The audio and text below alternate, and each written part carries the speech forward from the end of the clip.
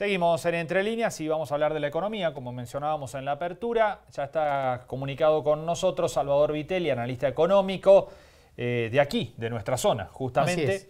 es. Y uno de los más mencionados en las redes sociales, especialmente en Twitter, ¿no? Y que desde allí, bueno, repercute con sus análisis en los medios nacionales frecuentemente. Salvador, ¿cómo va? Buenas noches. ¿Qué tal, Gonzalo y Marcos? ¿Cómo les va? Buenas noches, gracias por Buenas la noches. invitación. Bueno, gracias por estar allí. Bueno, una general primero, ¿cómo estás viendo el panorama y lo sucedido esta semana, especialmente con el Blue, ¿no? Que logró perforar la barrera de los 1000, después sucedieron cosas en las últimas horas que el gobierno logró bajarlo, pero bueno, lejos de despejar naturalmente la incertidumbre, ¿no? Sí, yo creo que allí lo que está sucediendo principalmente no es la atención y el foco en el dólar, sino que en realidad hay que verlo de manera inversa. La atención y el foco debe estar en el peso.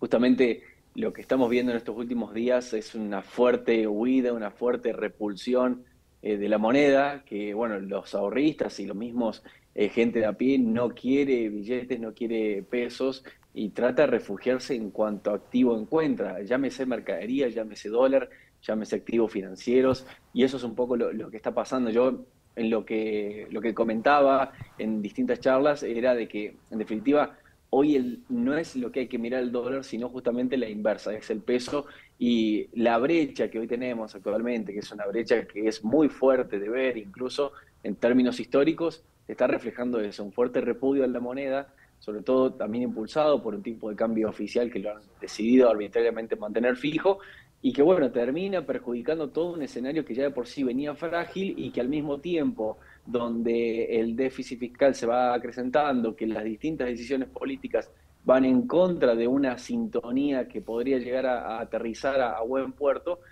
bueno, termina siendo ahora con declaraciones poco afortunadas un escenario aún más frágil donde nos lleva a un nuevo escalón, ¿no? Se siente como que cada vez estamos en nuevos escalones de fragilidad y bueno, eso te lo está marcando como termómetro el dólar también. Salvador, ¿cuánto lo mencionaste, pero en cuánto contribuye la incertidumbre política, la incertidumbre electoral y el hecho de que en las últimas horas, tanto Milei como colaboradores de Milei han sido muy negativos en sus expresiones con respecto al peso? Por ejemplo, que la gente a la que se le vence un plazo fijo no lo renueve, sino que vaya a comprar dólares. ¿Contribuyó mucho a exacerbar el clima de nerviosismo? Yo creo que sí, en cierta manera, obviamente, como bien comentaban al principio, no se puede hoy cargar todas las tintas a las declaraciones de Javier como si hubiese desatado la crisis en la que estamos inmersos, porque para nada, pero es que sin dudas son declaraciones que en un contexto de esta fragilidad puede llegar a repercutir, lógicamente, por el hecho de que es el candidato más votado. Si uno mira en términos de candidatos individuales, no solamente que fue la fuerza más votada, sino que es el candidato más votado y esto sí, por lejos. Entonces, en definitiva, sus declaraciones no es que son inertes a mercado, pero también los plazos fijos, por ejemplo, ya venían en caídas en términos reales y lo venía marcando la semana pasada incluso, de que a partir de mediados de agosto incluso venía cayendo en términos reales. ¿Qué quiere decir esto? De que hace rato que los plazos fijos no se están renovando. ¿Por qué? Por la misma incertidumbre que hay, no se sabe qué hacer con los pesos y al mismo tiempo hay mucho plazo fijo que también se está yendo a liquidez. ¿Qué quiere decir esto? De que se está en el sistema, si uno lo mira en términos agregados, se están desarmando plazos fijos, pero que se quedan en cuentas líquidas o se quedan remunerando a cuentas a la vista y cuentas remuneradas. ¿Por qué? Porque en momentos de incertidumbre lo que prima es la liquidez y eso es un poco lo que está pasando. Entonces, ¿los plazos fijos se están desarmando por culpa de mi ley? No. Si uno mira, ya venían desarmándose, ahora genera cierto caldo extra a un escenario que ya venía muy frágil, sin dudas. Salvador, ¿se puede ver alguna relación entre el desarme de los plazos fijos y algún repunte extra del dólar? Digamos, ¿hay cruce ahí? En definitiva, en la medida de que se van desarmando plazos fijos, también genera presión sobre dólar. No siempre la relación está lineal porque, en Claro. definitiva, muchos inversores de los que están en plazos fijos no necesariamente pueden acceder a dólar por cuestiones normativas, por cepo y demás. Entonces, no es tan lineal. pero sin dudas que eso siempre termina generando mayor presión. Pero a esto hay que agregarle que hubo mucha salida de fondos comunes de inversión. Entonces, se estuvieron desarmando plazos fijos, que esos se fueron a liquidez. Supongamos que eso queda neteado, te estaban saliendo de fondos comunes de inversión. Eso también te genera presiones sobre otros activos financieros y el dólar es un activo más financiero. ¿Qué pasa? El argentino lo ve como un refugio, lo ve como un lugar de calma, entonces es el que tiende a reaccionar primero y sobre todo ante esta incertidumbre que tenemos y un posible plan dolarizador. Entonces, lo que se piensa por allí es antes que me dolaricen, me dolarizo yo. Salvador, vos no sos candidato, o sea que vos podés decir, ¿no? Mucho más de lo que por ahí dice Milei. ¿Vos cómo ves estas conductas? Que la gente, bueno, le vence un plazo fijo, que siempre ha sido el canal de inversión favorito de los argentinos, el más usado, y va a refugiarse a otros activos. ¿Es una elección financiera y económicamente razonable? Y la verdad que es muy difícil diagnosticar toda una situación y poder hacer una recomendación en la generalidad y tampoco no sé si me encuentro en condiciones de hacerlo. Yo creo que depende más del estudio que haga cada uno y a las posibilidades y también restricciones, porque tampoco es tan sencillo, por ejemplo, acceder, llamémosle la dólar MEP, tenemos múltiples restricciones y demás, y que incluso no todos los agentes económicos prefieren volcarse a ese tipo de instrumentos. Entonces, hoy en día, de lo que haga cada uno, yo allí no me siento cómodo metiéndome, Claro. porque en definitiva lleva todo un análisis y un diagnóstico previo que es imposible generalizar. Pero qué incertidumbre que hay, ¿no? Eh, Porque ese es un tema que se escucha, la gente, ¿qué hace? El que tiene algún resto, ¿qué hace con la plata? ¿Dónde la pone? Porque en parte no se sabe si a fin de año el peso, o más adelante el peso va a existir como instrumento, ¿no? Sí, a ver, yo creo que uno debería estar posicionado en el activo en el que uno se sienta cómodo asumiendo ese riesgo. Si uno es averso al riesgo, debería quedarse en algún activo que le deje dormir de noche más tranquilo. Si a uno le gusta más el riesgo, debería ir a otro tipo de activo. O sea, todo tiene que ir en consonancia a lo que uno piensa y cree. En definitiva, si uno tiene algún tipo de temor contra los plazos fijos, no me parece mal de que en definitiva no lo renueve. Si le gusta estar en plazo fijo, que lo renueve. Yo allí Claro. me siento capacitado como para poder No, decirles no, pero así a también como simple hay vista mucho eso. miedo, ¿no? En el sentido de que se habla, bueno, del plan Bonex, de que la gente, como decís vos, toma la plata. Muchos, algunos incluso lo sacan del banco, ¿no? Tuvo un clima de mucho temor. Y se ha instaurado también un poco lo que está sucediendo en esos términos. Sin dudas que, a ver, todo es parte de un todo. No tendríamos estos miedos de plan Bonex, llamémosle, si no hubiese existido primero el plan Bonex y que además ahora no tendríamos un problema, llamémosle similar. No lo quiero poner en esos términos, pero llamémoslo similar. Entonces, para que algo sea creíble, en definitiva, tiene que tener esa solidez, esa posibilidad de que sea material.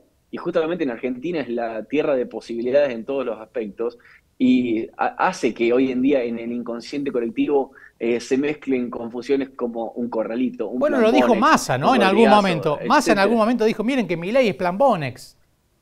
Claro, en el 16 de agosto a las 22 horas estuvo conversando Massa y dijo también de que Milei era el plan Bonex. Entonces, hay fuego cruzado de todos lados y lamentablemente hay 44 millones de argentinos en el medio y yo creo que eso es lo clave a entender de que en definitiva cada punto que sube el dólar es un argentino que se te está cayendo del mapa y que aún no lo estamos entendiendo, no lo estamos tomando en consideración.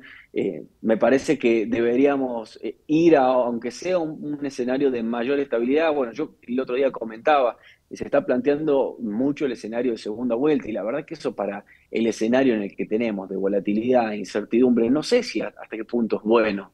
¿Por qué? Porque vamos a estar otro mes más en esta misma dinámica de no sabemos hacia dónde vamos. Justamente en incertidumbres los mercados son donde peor operan. ¿Por qué? Porque no sabes hacia dónde vas, entonces la asignación de recursos no la puedes hacer. No sabes cuándo estás tomando una buena o mala decisión, porque no sabes hacia dónde estás yendo. Entonces, mucho se hablaba allí, incluso comentaba con otros foristas de que termine siendo lo que tenga que ser, pero que sea, ¿no? En definitiva, de que se resuelva y ya, Chao, porque esta rápido. incertidumbre, claro, esta incertidumbre parece que no se aguanta, y no solamente aquellas personas que puedan llegar a cubrirse, sino también la gente a pie. A ver, se nota y se nota mucho en la calle eso. Salvador, por último, en este mes que queda, de llegar a ver un balotaje, por supuesto, también hay compromisos que afrontar con el Fondo Monetario Internacional. En el fondo también lo que estamos viendo es consecuencia de la falta de reservas, ¿no? Se estiman 7.000 millones de dólares negativos las reservas y hay compromisos de pago al fondo por unos 3.600 millones de dólares en las próximas semanas. ¿Cómo puede jugar eso? Bueno, eso va a poner sin duda mayor presión sobre las reservas por el hecho de que teníamos ya planeado estos pagos, no es que aparecieron de un momento a otro, sino que estaban ya previstos, pero que al mismo tiempo nosotros, para no hacerlo tan técnico, pero nosotros teníamos para pagar al fondo 3.000 millones de dólares, ¿sí? Y le teníamos que pagar 3.600. Entonces, en términos netos nos faltaban 600, ¿sí? Teníamos 3.000, debemos 3.600, nos faltan 600. Pero hace poco se publicaron los datos del FMI y resulta que bajaron estos derechos especiales de giro a 1.800, bajaron en 1.080 millones de dólares y ahora son 1.800 millones de dólares. ¿Qué quiere decir esto? Básicamente, y redondeando, de que ahora nos van a faltar 1.000 millones de dólares más, o sea, nos van a faltar 1.600 millones. ¿Qué significa esto? De que va a haber mayor presión cambiaria, va a haber mayor fragilidad en las reservas y que en definitiva ahora nos faltan 1.000 millones extra, lamentablemente, de lo que teníamos planeado. Entonces, nosotros al principio, los analistas que miramos estos números, decíamos, bueno, nos faltan 600 millones, de algún lado salen, ahora nos faltan 1.600 millones, ya no es lo mismo. Pero sin duda de que el panorama es muy desafiante, es muy frágil y bueno, todo el mercado está tomando cobertura. Hoy los futuros de dólar volaron, hay tasas que se están pagando que son absolutamente caras y que bueno, lamentablemente lo termina pagando el consumidor final a eso por el hecho de que eso se traslada a precios y el consumidor es el que lo afronta. Pero bueno, redondeando, es un escenario muy frágil el cambiario y sobre todo la oferta de divisas por parte del agro se ha retraído bastante, que era el que por lo menos le impulsaba un poco, y ahora medio que estamos ya en un desdoblamiento cambiario hecho y derecho, porque tenemos el dólar pyme, el dólar vaca muerta, el dólar soja, que se amplió a un gran espectro de productos, entonces ya el dólar oficial es más testimonial que un dólar oficial, exactamente. Salvador, muchísimas gracias por estos minutos, un gusto como siempre. Gracias a ustedes por la invitación, buenas noches, que anden bien. Hasta la próxima. Bueno, ahí estaba Salvador Vitelli, analizando un poco los mercados. La verdad es que, bueno, mirándolo para adelante dice mucha fragilidad, cosa que estamos viendo, ¿no? Naturalmente, pero parece que cada vez hay más obstáculos en el camino, ¿no? Se van sumando. Fragilidad y profunda incertidumbre, ¿no? Porque, bueno, eso hablamos también con Salvador, el hecho de que mucha gente que se sintió durante mucho tiempo segura con el plazo fijo, que le fue dando... Por lo menos no perdía tanto. No perdía, tenía una cobertura. Bueno, hoy está en una situación de no saber dónde ir, qué hacer con la plata. Nos decía que muchos se les vence el plazo fijo y lo ponen en una cuenta remunerada, que la podés sacar al instante, ¿no? Eso marca también la incertidumbre, es decir, bueno, de tener disponible, no ir perdiendo tanto, pero tener disponible la plata por cualquier eventualidad que vaya a ocurrir el 22 de octubre y si hay segunda vuelta, bueno, un mes más todavía de esta situación tan compleja, ¿no? Esto que marcaba Salvador, ¿no? Lo que viene de la política, ¿cómo influye? Que pase lo que tenga que pasar, pero que pase el 22, ¿no? Espera el mercado porque lo peor es preferible una mala noticia que la continuidad de la incertidumbre por ahí. Sí, no sé. Vamos a seguir. Depende de cómo sea la mala noticia. Seguimos hablando de economía.